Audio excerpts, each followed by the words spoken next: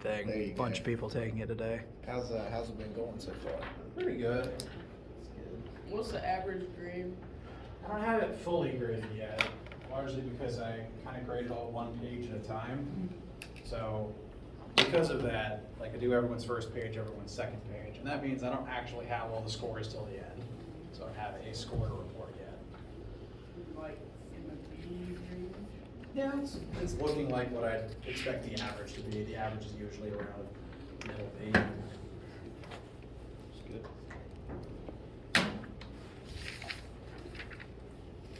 Alright. How you guys doing today? Good. So, the last official test period is this afternoon at 1:30. So if you have not taken it yet, you should report to this room this afternoon. And the first thing I want to do is address questions related to studying for the test and make sure everyone is good and prepared for it. Eventually today, I would like to begin talking about Chapter 5, mostly just vocab and review for it, so that we can pick up back with it more easily after spring break. But primary focus first is test review stuff. You got it. So, as far as the two heavy-weighted questions, you got the elastic and elastic. Those are going to take up a lot of time. Elastic has the potential to take up a lot of time. Elastic, yeah. And then the other one being the example we did on Monday about orbital. Yes. So, in the orbital, we're basically going to be given a time and then a mass. Well, not necessarily. Like what you're given may vary, not drastically. But Okay. you should be familiar with the fact that when gravity is acting as a centripetal force, you can set the two equations equal to each other, and that the R on both sides is the same. So then you're going to get R cubed equals big G times mass over omega squared. Possibly. Like that detail kind of depends on what you end up needing to solve for. Oh. Because it may not always be hard. Like maybe you need to know the mass of the object or the speed it has to move at to maintain a certain distance. Like in a lot of the variance of the questions in this class is like a similar setup, but a different piece of information is missing. And so instead you have something that might have been missing originally, like F equals ma. Okay. Very, very quick. Yeah. This marker's dying. You know, one version of the question I may tell you a mass is accelerating, what force is causing that to happen. Right. Another version I might say you exert a force on a mass, how fast is it accelerating? So you have to kind of switch some stuff around. Exactly. So really the main thing we should know is big G times both the masses over R squared is set equal to mass of velocity squared over R.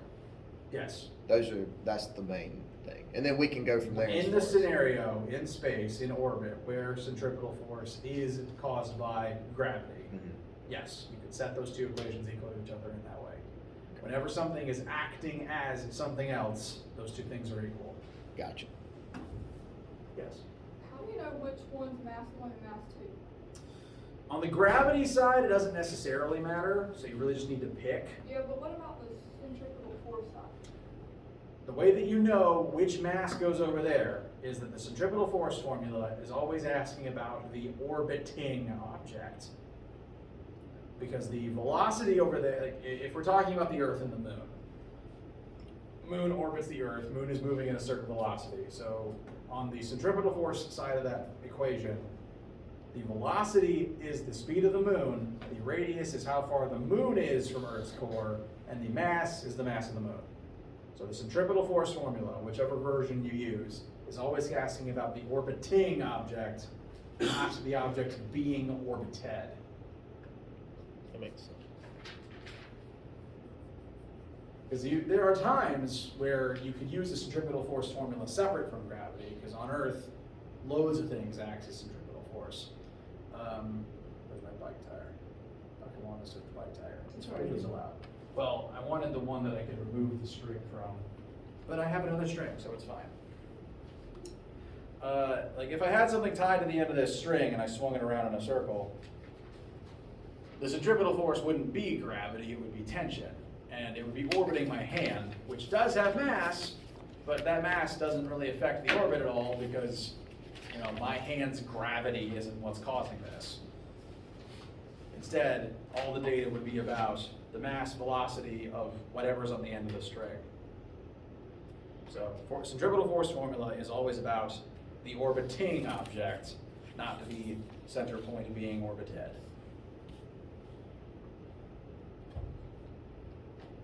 So I didn't notice anything on the practice test about torque. No, there should have been. Hold please. I very well could have overlooked it. Because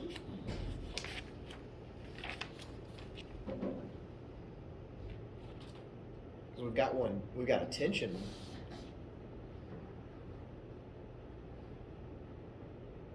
Oh no. That's an oversight on my part. Could we do a torque example? Yes, definitely.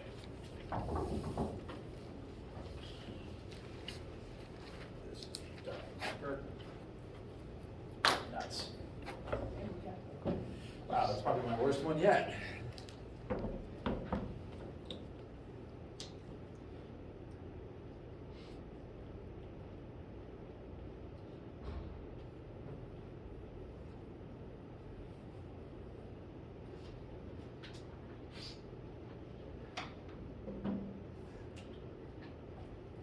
Okay.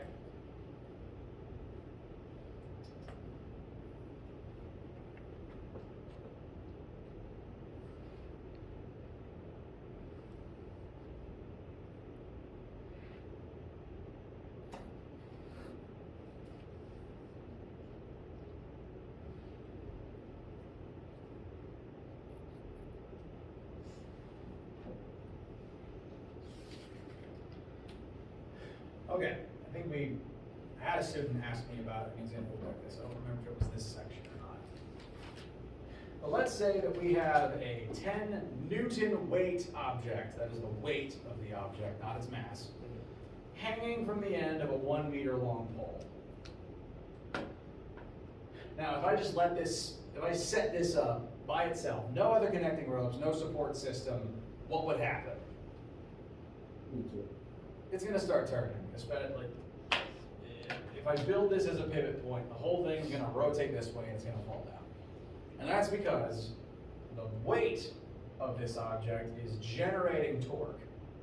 How much torque does it generate? So torque equals, is that radius times force? It does, yes. Okay, so we know our radius, right, Yep. is 1.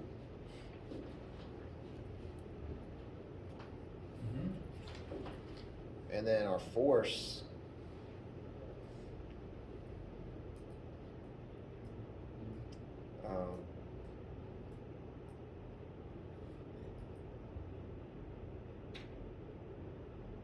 we said that's the weight, right? Mhm. And weight is mass times gravity. Mhm.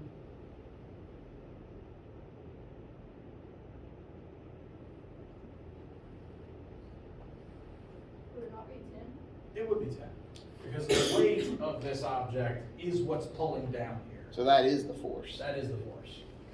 That's why I said weight, not mass. Ah. Sometimes you're told mass, sometimes you're told weight. I told you weight, because weight's what you needed. But if I told you mass, you would have to calculate weight.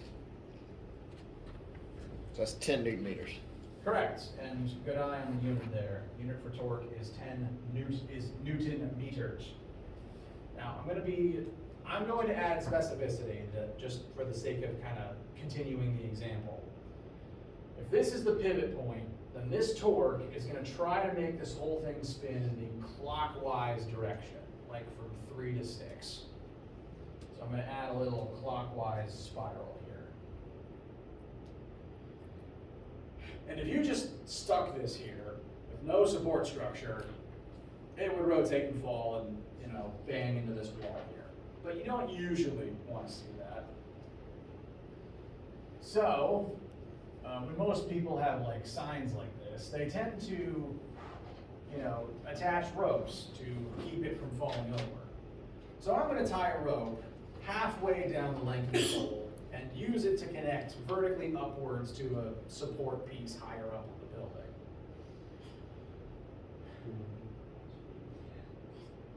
That rope is going to exert some vertical force upwards, and I want that force, to everyone who's sneezing, I want that force to hold the sign in place. I do not want it to rotate.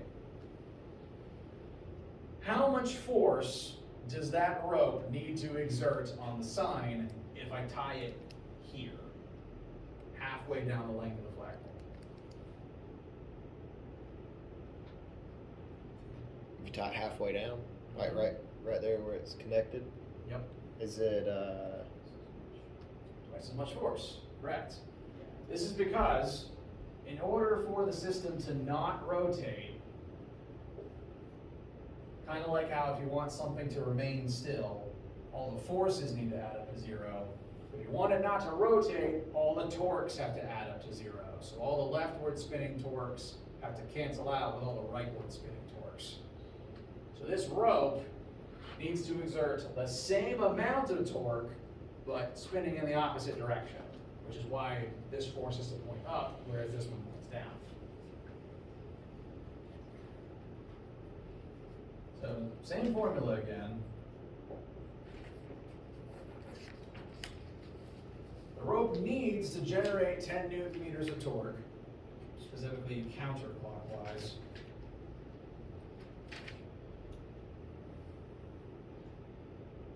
And it needs to do so at half the radius as the first force did. So now instead of 10 times 1, we're going to divide 10 by 0.5. And since the rope is halfway along the length of the pole, since it's half as far away from the pivot as the other mass, it has to exert twice as much force to generate the same amount of torque.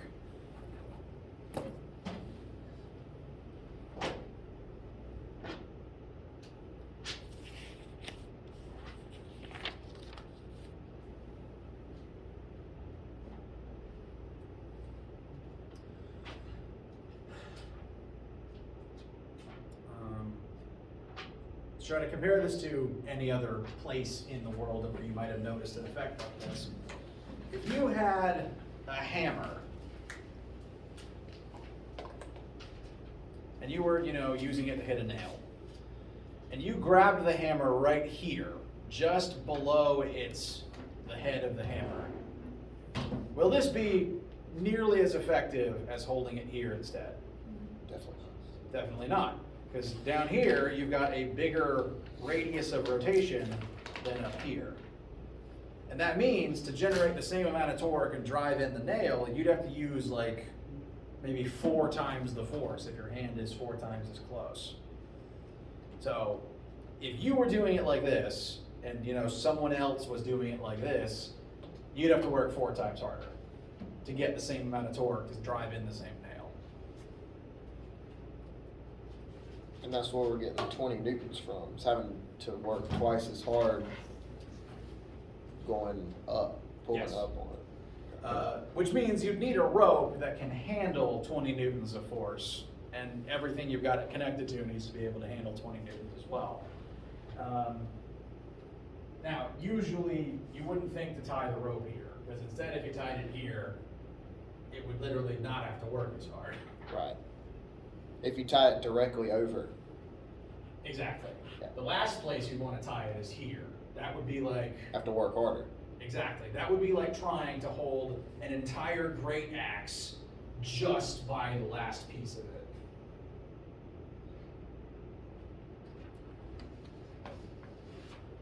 Is there like a turnoff for like how long the object is and how much force you can? Well, like what a human can realistically do? That depends entirely on, like, it's gonna depend on the situation. Like, there's no universal human limit. So it just depends on the object and how long the object's weight, how long it is, also where its center of mass kind of comes into play as well. Because objects tend to rotate around their center of mass. It's why the weighting of swords is, if you've ever done anything with, like, swords and blacksmithing and any kind of media, the weight of a sword has an effect on how it works. Because if the weight is right around the crossguard, that's the point it naturally wants to rotate about, and that kind of facilitates swinging it. Whereas, axes, the weight tends to be here, and usually you have to move your hand up to be able to generate the torque you need, using both hands.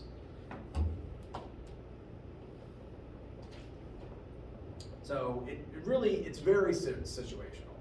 Like, any given tool is designed to use torque, but in slightly different ways depending on, its weight, its center of mass, and how long it is. So, very situational. Did I answer your question at all? Yeah, you did. Okay. Now, keep in mind this rule and how we then used the same torque to get to 20. This is basically the exact same as a teeter-totter. It may not look like it, but it is, because there's one kid sitting over here making torque. The other kid has to make the same torque if you want to keep it level. So, different weights sitting in different positions. You want them to generate the same amount of torque. And so, if this kid just happens to weigh twice as much, they'd have to sit twice as close for it to be, an even game.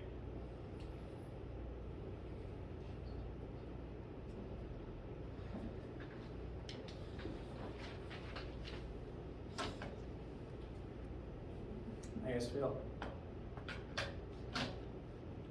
All right.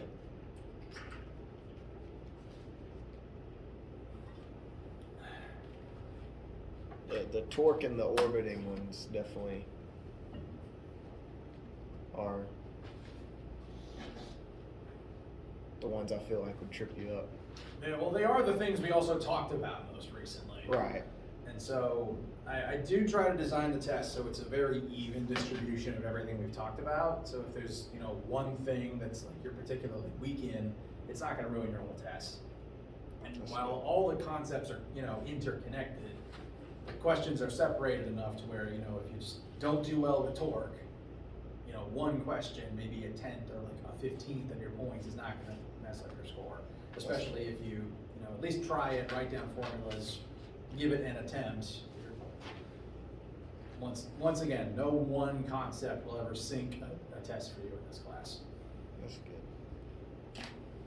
good. Bless you. On 4B in the practice test, it asks what are all the forces acting on the car. So that's the little diagram. Yes. So you've got just regular force going forward to the right in the x-axis. And that one's, it doesn't really have a name. I just called it force. Just force. This is the forward one. Yeah, and then I get force of gravity and force of friction. And then the force going up. That's the normal force. Normal, okay. Whenever something is either sitting still on level ground or only moving side to side on level ground, the surface you're standing on or rolling on exerts normal force out of itself as a reaction to you pressing into it because of gravity. So again, on a flat surface where you are not moving up or down, normal force tends to be equal and opposite to gravity. And as far as this class goes, that's pretty much all we'll ever take normal force. Like if this was 1500, I'd start talking about ramps and how normal force gets kind of weird. But for this class, all you guys need to care about normal force is it's the reason you don't fall through the earth. So it counters gravity, keeps you on the ground or in your chair. Okay. So when you jump, does like normal force like go up? It does, because for you to jump, you have to push harder down into the ground. Actually, the only reason jumping works is because of normal force. Because when you jump, what direction do your legs push in? Down. You're pressing down into the earth, and that by itself doesn't launch you upwards. What launches you upwards is because when you push down into the ground pushes up harder on you.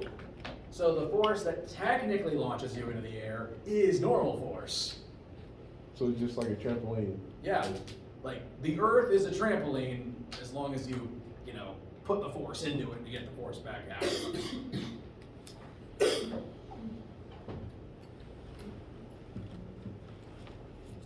And that's why if you're like standing on like poorly made wood scaffolding, you don't want to jump off of it because it's not going to take the force and it's going to break.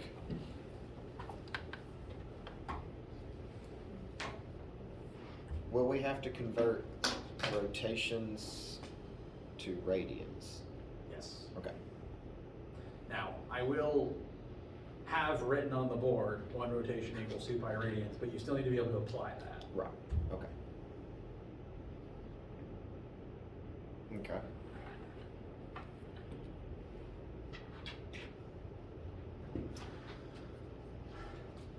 Alright. Now, both today and also during the test, I want you to ask any questions you have, even cut me off mid-sentence. But what I'd like to kind of briefly start doing as we enter the latter half of this particular class period is at least introduce Chapter 5 to you guys, namely some of them, reviewing the vocab words that you've heard before that we're going to be using in it, just so that we can jump into it quicker after spring break. You haven't taken the test this afternoon. Official disclaimer, nothing I'm about to say is on the test, but I'm not going to go too in-depth on it because I don't want it to take up too much of your processor. Just getting vocab in your notebook so we can pick it up later.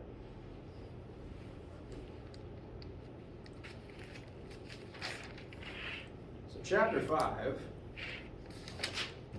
is primarily going to be about the physics notion of pressure and how pressure affects various objects and types of substances.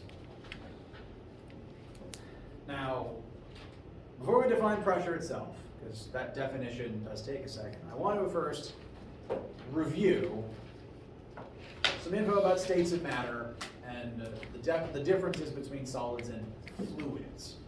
Because each of those different types of things reacts differently to the pressure that we will soon go on to describe. So, chapter overall, pressure and its effects on varying states of matter. So first, the states of matter. There are technically 5 states of matter, and they are mostly separated into 2 broad categories. Solid is in a category all by itself. Solids are solids. The only thing in the solid category is solids. And that's the state of matter you probably think of most when you think of matter, because it's the most substantial one, and most objects you deal with tend to be solids.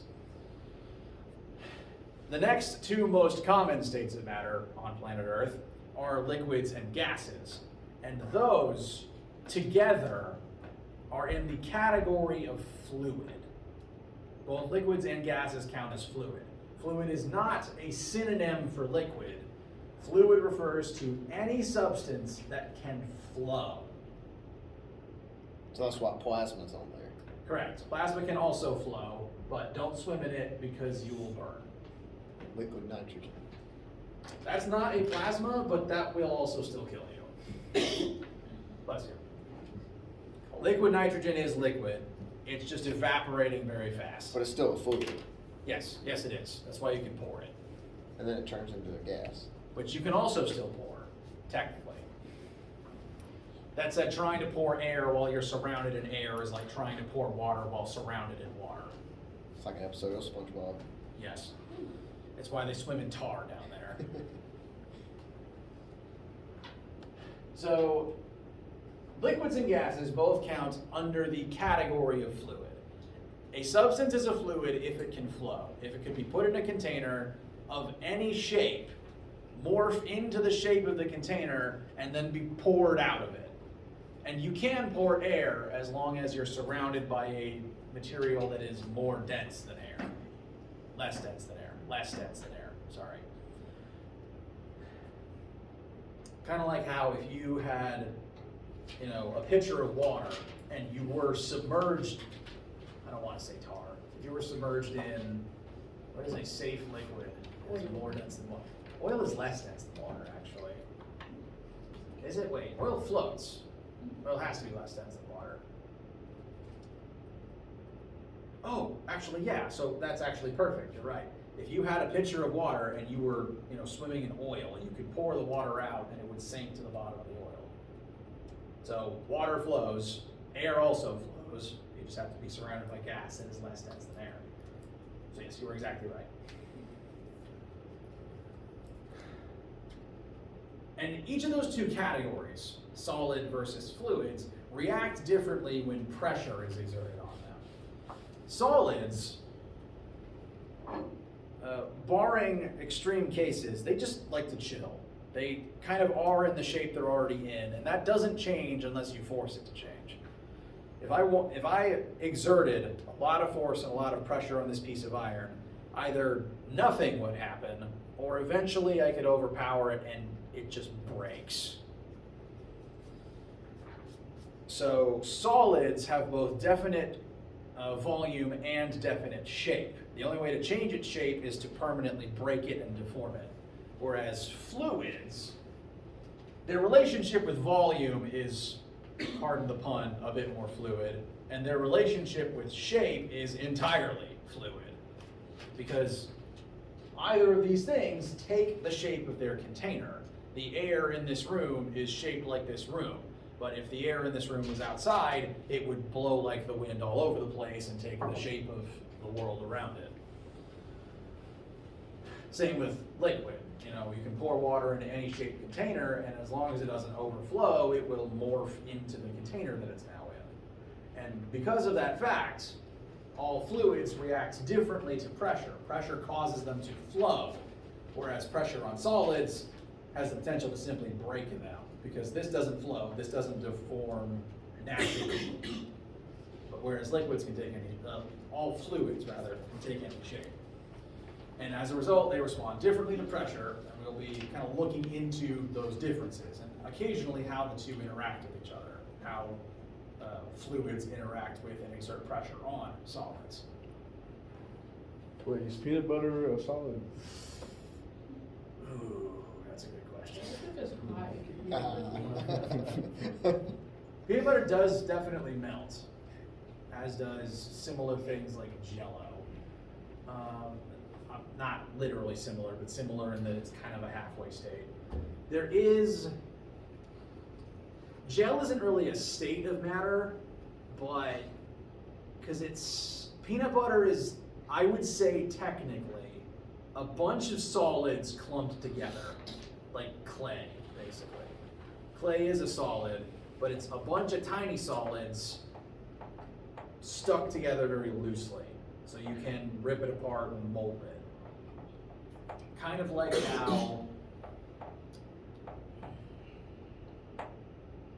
I'm not showing my age because they rebooted DuckTales recently. You know how Scrooge can swim in coins, Scrooge McDuck? Now, a bunch of coins is not a liquid, you cannot swim in it, but a bunch of coins can still flow kind of like a liquid. So I'd say it's a kind of a similar relationship. Each single coin is its own solid object, but clumps together in a big bin, and you tear a hole in the bin, they will still flow out like a liquid. I would say it's kind of similar with peanut butter, or similar things like Jell-O too. It's a bunch of solids kind of loosely stuck together that can be rearranged. Those tiny solids being itty bitty pieces of peanut, encased probably in some oil solution. That's an excellent question. I never thought critically about that. I might have to look into that more. Yeah, I thought it was like a solid. I mean, it is made of solids and liquids. Like, in a weird way, it's kind of like wet sand. It's two things overlapped over each other. Like the wet sand, there's still a solid sand and there's still the water that's just present in it. So, I guess you could call it a hybrid. It's not like it's two things that exist simultaneously. That's the best way I can describe it. That's a very good question, though. I'll have to think more about that. Speaking of weird states of matter, there is a fourth state listed here, and that is plasma. You may have been taught about plasma before. I hope you have.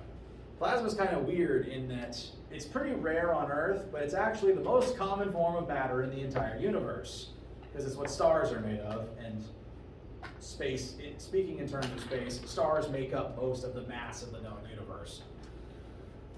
You know how most of the states of matter are kind of temperature dependent? You take a solid, you heat it up, it melts into liquid. You take the liquid and heat it up, it evaporates into a gas. Plasma is what happens when you take that and crank the heat up even further. If you take gas, energize it, and heat it up past its normal means, it eventually gets so hot that it starts glowing. And that's technically what's happening in all light bulbs.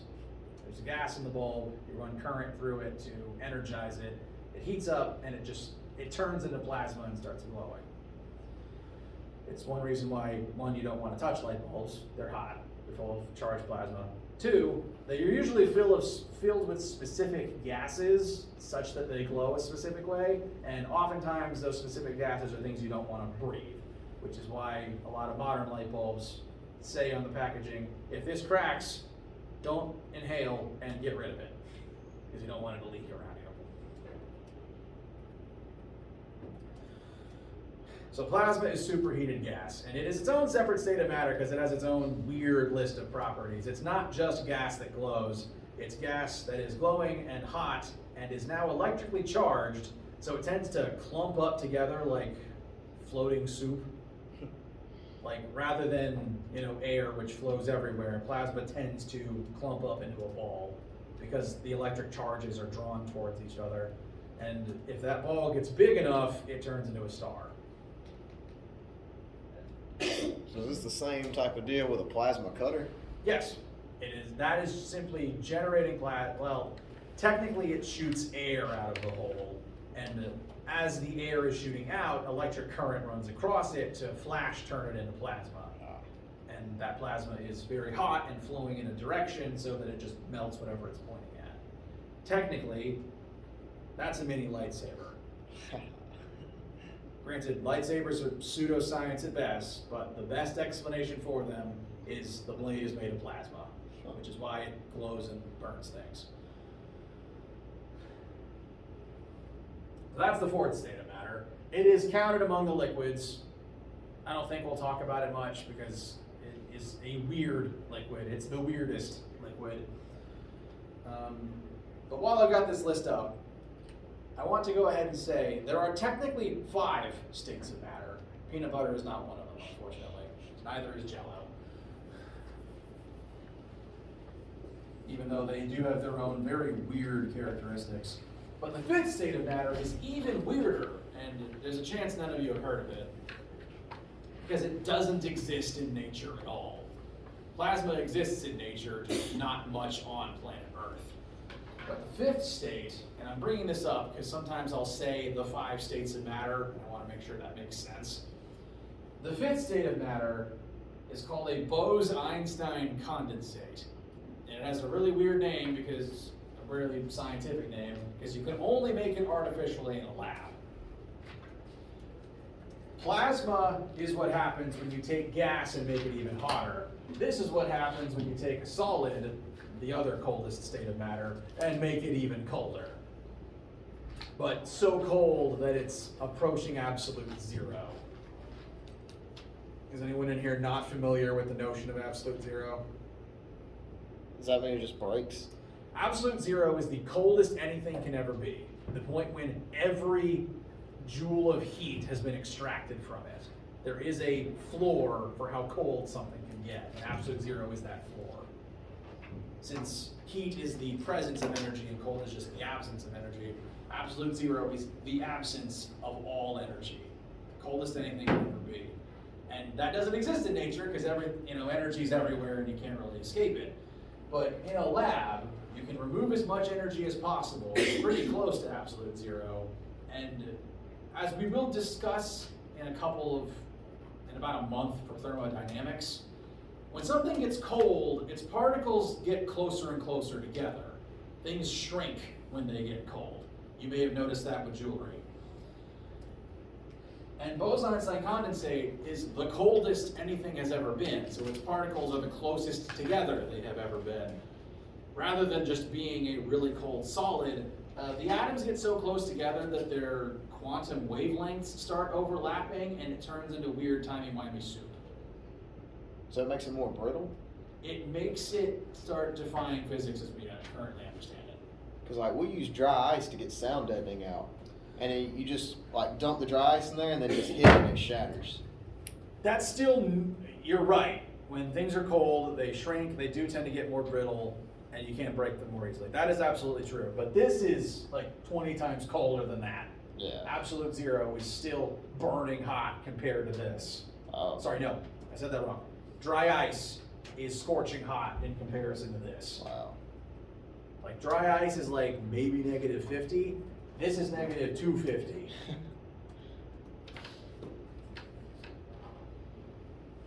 Actually, in Fahrenheit, it's negative 400. 440 something.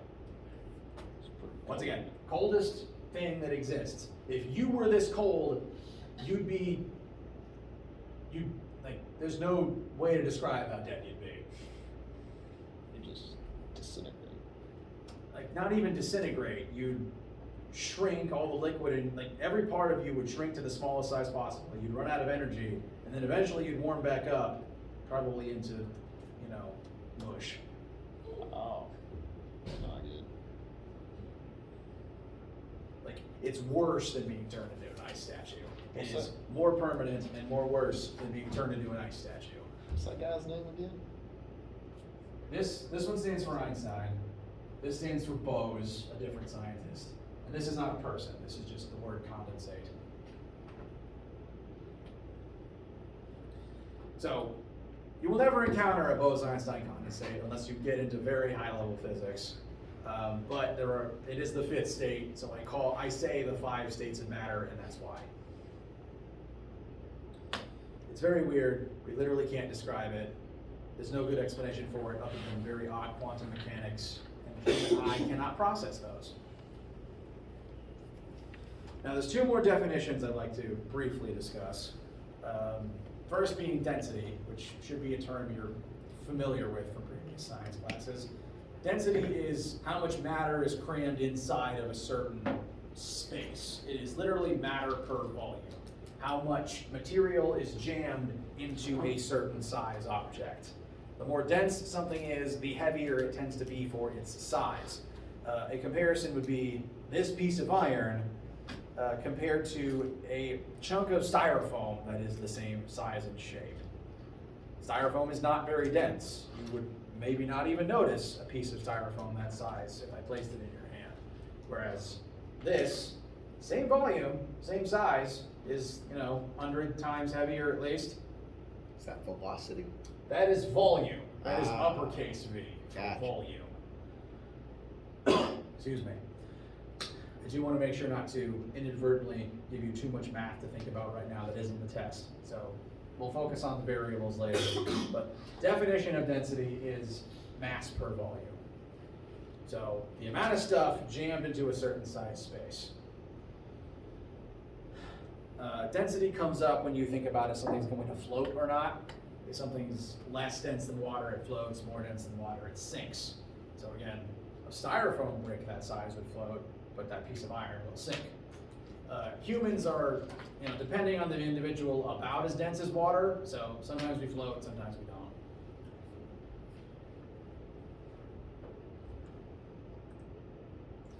The other definition up here, and kind of the main point of the upcoming chapter, is pressure. This is another one of those words that exists in the English vernacular. Sometimes it's used literally, sometimes it's used metaphorically. When you hear the word pressure, just used in normal English, where does your mind go? PSI. Okay, that's the literal version. Very good.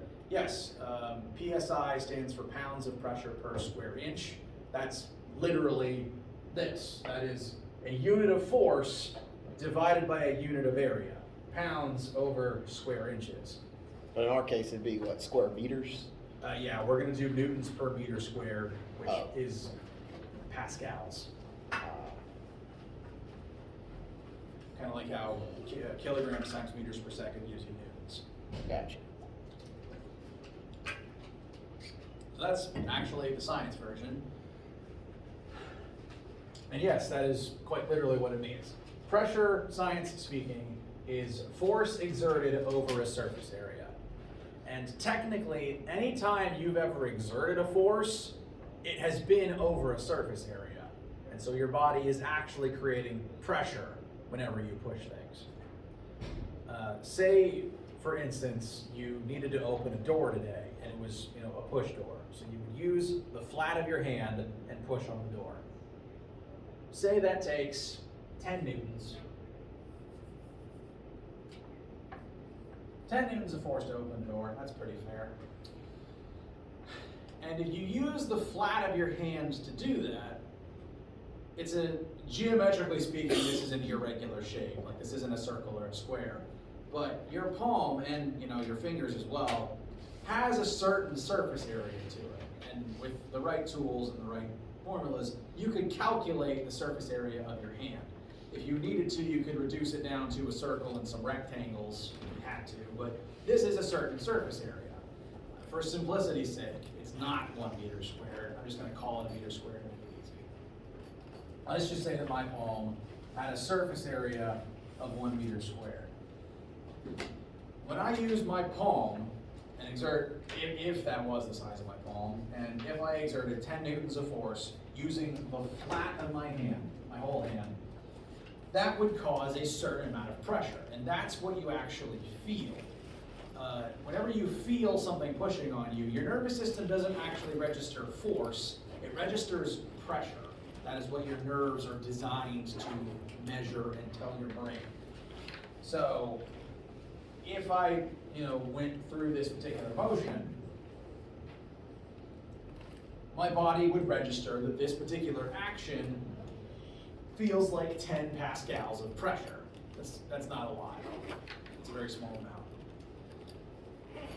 But have you ever noticed that sometimes if you ever have to push on something, it hurts more if you use less than your whole palm? Say if you only pushed on the door with a single fingertip, and how sometimes, depending on how hard you have to push, that may kind of hurt. This area? Exactly. The round tip of a single finger has much less surface area than the whole of your hand. Just for simplicity's sake, once again, I'm going to say that that's 1/25 of the surface area. That's probably not even correct, but let's just say this is 25 times smaller than the whole of my hand. So that same amount of force would be acting over a much smaller surface area. And when you divide by a smaller number, the eventual answer you get becomes bigger. So by doing this with a single finger rather than the whole hand, by cutting down the area by 1/25, this would increase the pressure you feel by 25 times. You go from 10 pascals to 250 pascals. So doing this instead of this has the potential to be 25 times as painful. So once again, pressure is what the human body actually registers, not force alone. That's because whenever something touches you and exerts force on you, it too makes a certain amount of surface area contact with you. And all the nerves spread over that area of your body, that area register the force and tell your brain a certain amount of pressure. Once again, this is what can cause pain. High pressure is what causes pain. This relationship actually informs some interesting things in the world around you. First of all, it is why blades and needles are very effective at what they do. Because, if my fingertip is, 25 times smaller than the palm of my hand, a needle, like the very surface area of the very tip of the needle, would be hundreds of times even smaller than that. And so you'd be dividing by an even smaller number and getting even more pressure. So needles and blades are able to very effectively cut, wood and fabric and things like that with a very small amount of force, because that small force is exerted over an even smaller surface area, creating more pressure without actually having to exert yourself very hard. Sharpness. Sharpness, That's exactly. what you do when you sharpen, you just make it smaller, right? Exactly. Whenever you sharpen a tool, you're literally shaving off material to make the surface area of the end of it smaller. Like if I wanted to, like say I was, making clothing and I needed to cut or pierce fabric, I'd have a really hard time trying to do that with my bare hand. If you try to punch fabric, you have to punch real hard to send your whole fist through it. Whereas if you just push a needle into fabric, that's super easy, because a smaller force over that really tiny surface area generates probably more pressure than a human fist.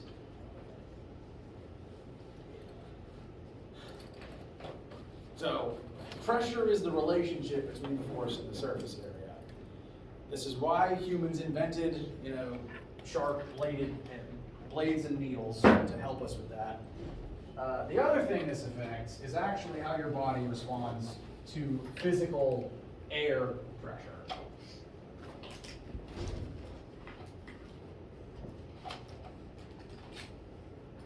Real quick, very bad featureless drawing of a human. At all times, you are surrounded by air.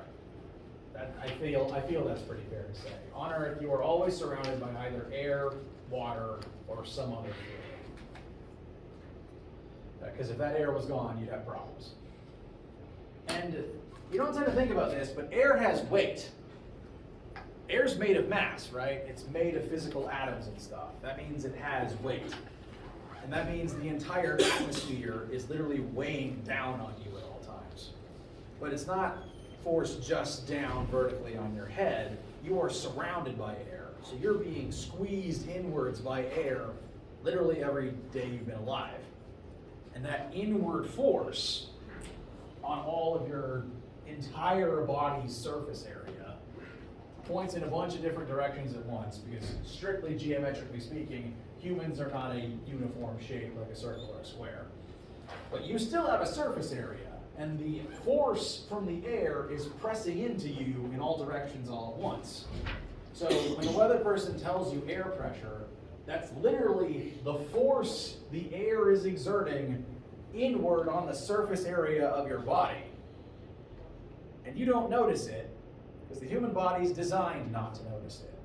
There's thousands, possibly millions of force from the air acting on you right now, and you don't notice it because the human body needs it to be there, and your nervous system is programmed to tune it out. Because if you could notice it, you'd be driven insane from pain, among other things.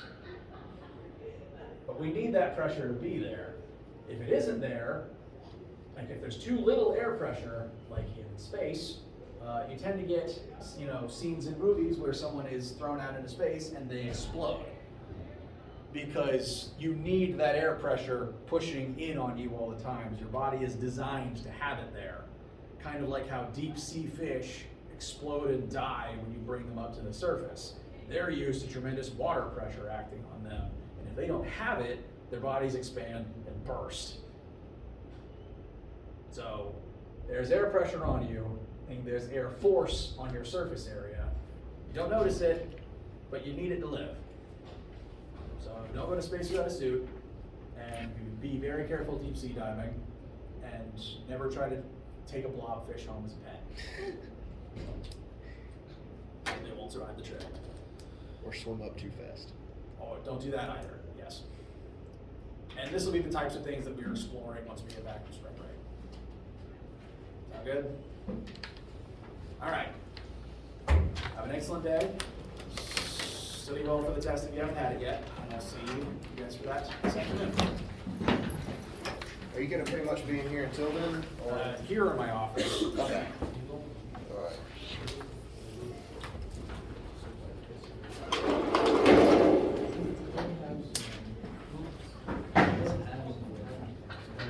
See it a little bit.